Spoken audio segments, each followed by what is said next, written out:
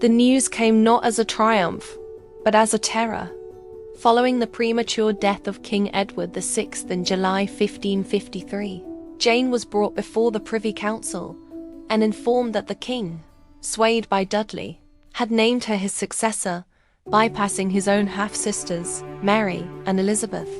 The crown was presented, but Jane did not reach for it with ambition. Instead, she collapsed, weeping, overwhelmed by the terrifying weight of a destiny she never sought. Her coronation was a somber, tense affair, a stark contrast to the joyous celebrations that typically marked such an occasion. The crown sat heavily on the head of a girl who only wished to return to her books. Her reign was a fleeting, troubled whisper in the annals of history.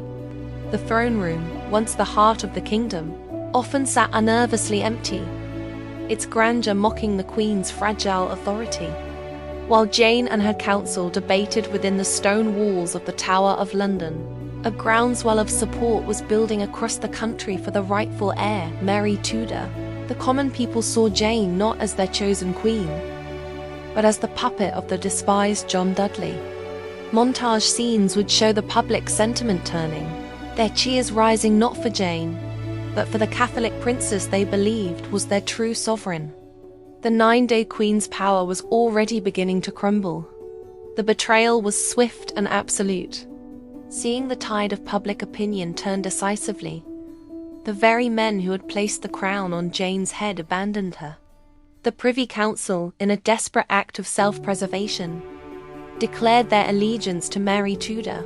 As a triumphant Mary rode into London acclaimed by cheering crowds, Jane was escorted from her royal apartments to the Tower's dungeons. Her brief, unwanted reign was over. The Queen of England was now a prisoner, her scepter exchanged for shackles. Jane's final days were a testament to her profound faith and unwavering courage. Imprisoned and facing a charge of high treason, she refused to renounce her Protestant beliefs to save her life. Her trial was a formality, the verdict a foregone conclusion. On the cold morning of February 12, 1554, the 16-year-old girl walked with quiet dignity to the scaffold.